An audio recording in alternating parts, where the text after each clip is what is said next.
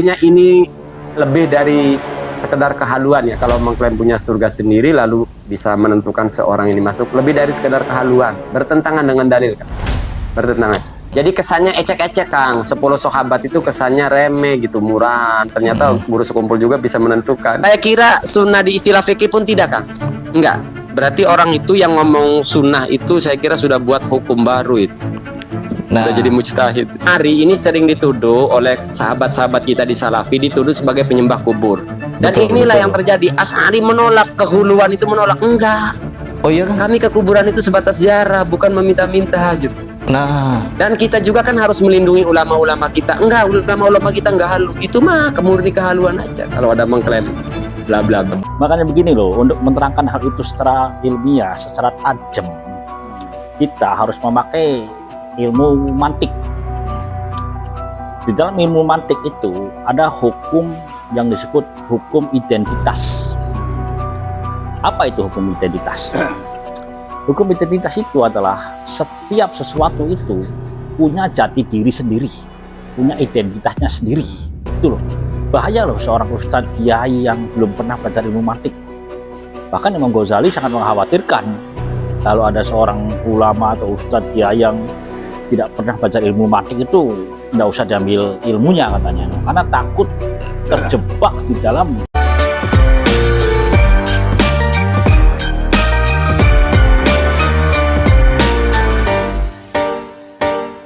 Assalamualaikum warahmatullahi wabarakatuh. Waalaikumsalam. Akal sehat. Oke guys, kita jumpa lagi bersama saya Komarudin di channel Dulur Official. Channel ini bertujuan untuk mencerdaskan anak bangsa.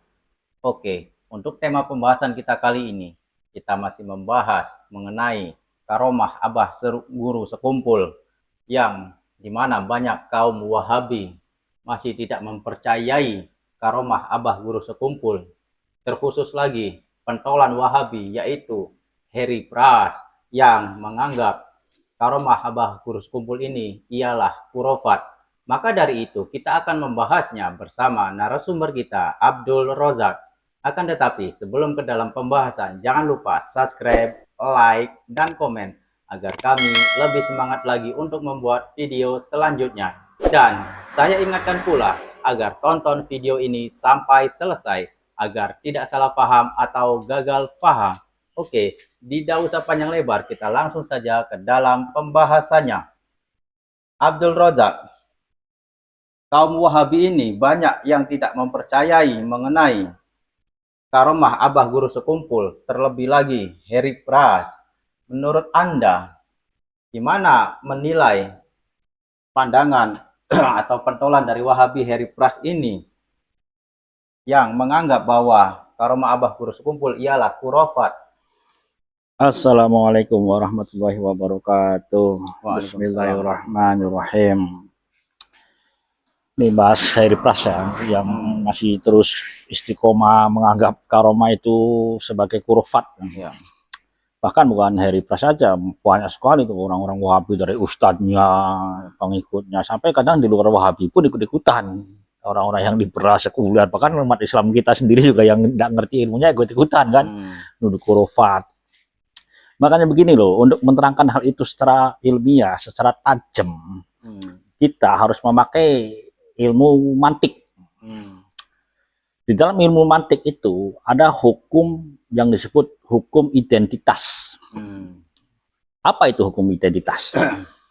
Hukum identitas itu adalah setiap sesuatu itu punya jati diri sendiri, punya identitasnya sendiri. Itu loh. Bahaya loh seorang ustadz kiai yang belum pernah belajar ilmu mantik.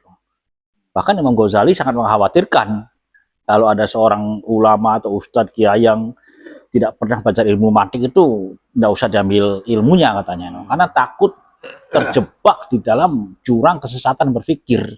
Bahaya. Nah, ini saya terangkan satu hukum saja ya, hukum tentang ilmu mantik, hukum identitas. Saya kasih contoh begini nih. Ada nasi, tahu kan nasi kan, yang biasa kita makan kan? Nasi itu punya identitas sendiri loh. Saya bandingkan dengan ketan. Ketan itu mirip kan, bahkan hampir sama lah, sejenis, bentuknya sama kan, tanamannya juga sama dari padi kan. Itu mirip sekali, sama. Cuma jati dirinya berbeda, identitasnya berbeda. Kalau nasi itu kan empuk, Ya. bisa untuk masakan Padang, bisa untuk nasi goreng, bahkan mengandung karbohidrat. Tapi kalau ketan beda lagi, teksturnya itu lengket. Lengket. Iya kan?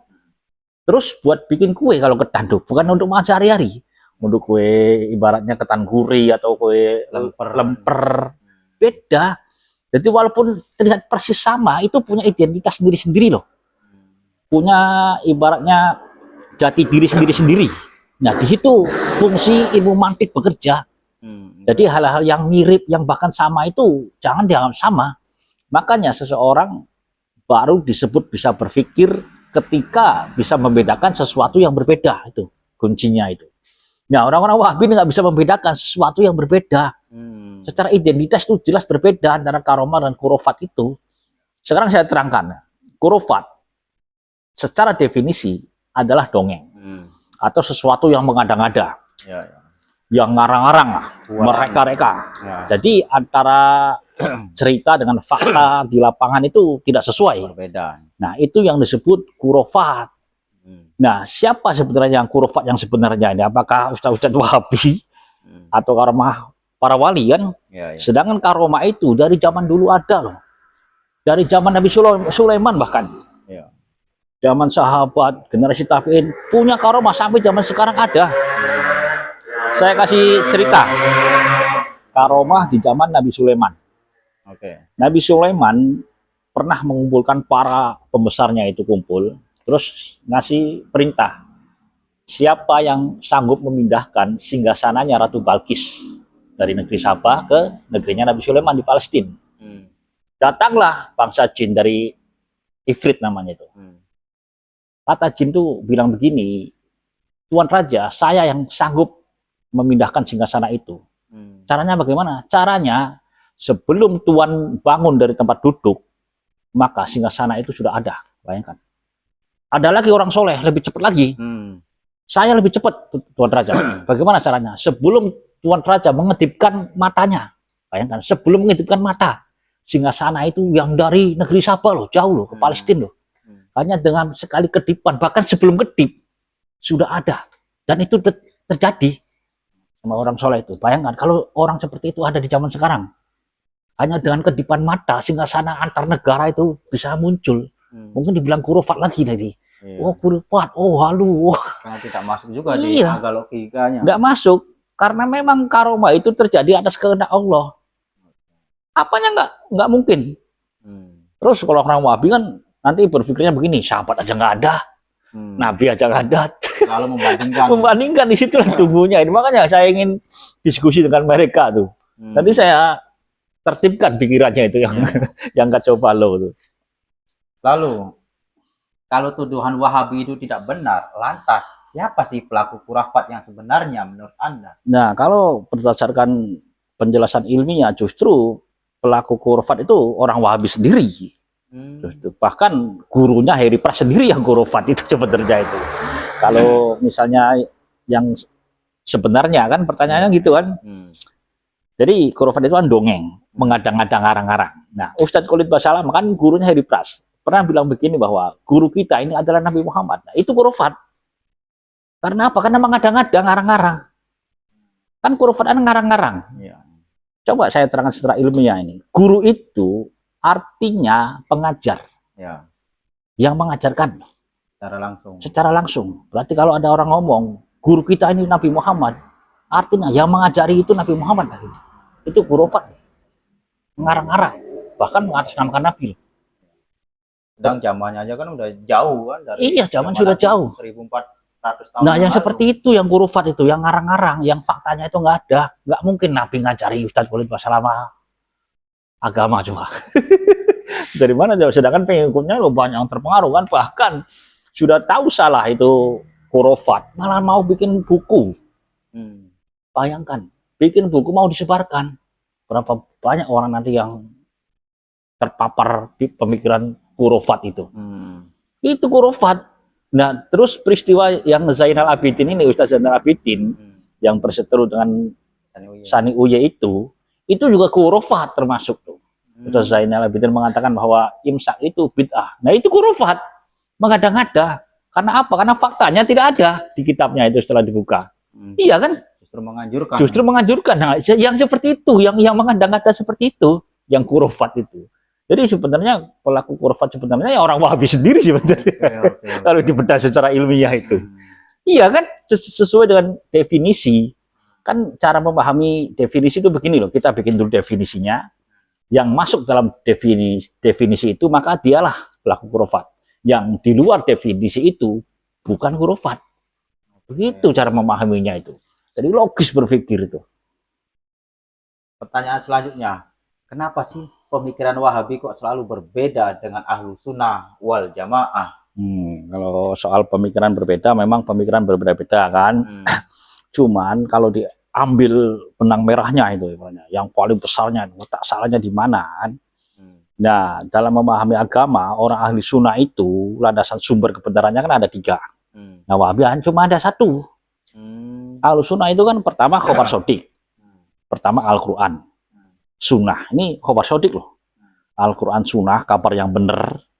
Ada lagi yang nomor 2 itu kabar yang mutawatir, yang disaksikan banyak orang, itu sumber kebenaran lagi. Pertama khobar sodik. Yang kedua itu empirisme, sesuatu yang bersifat pengalaman. Ini sumber kebenaran loh. Kalau ini ditolak, orang bisa sesat. Makanya kadang para ulama bikin zikir, Asmaul Husna kan, itu sumber kebenaran berdasarkan pengalaman. Bahkan dalil dibagi hukum dibagi 5 itu, sunnah, wajib, makruh, mubah, haram itu dalilnya nggak ada. Berdasarkan apa? Berdasarkan empirisme ulama. Empirisme itu pertama pengalaman, kedua riset. Riset itu termasuk pengalaman. Ulama mengkaji dalil-dalil, akhirnya menemukan, oh hukum ternyata ada 5. Itu empirisme. Empirisme termasuk kebenaran. Yang ketiga ini rasionalisme. Sesuatu yang masuk akal, yang logis, yang rasional itu pasti sesuai dengan kebenaran. Pasti sesuai dengan dalil. Nggak mungkin bertentangan itu.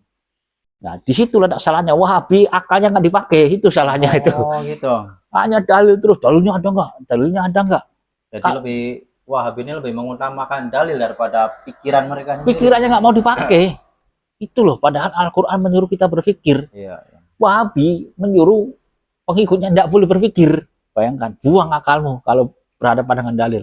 Atau akalnya harus tunduk sama dalil. Itu secara filosofi menyuruh pengikutnya supaya jangan berpikir.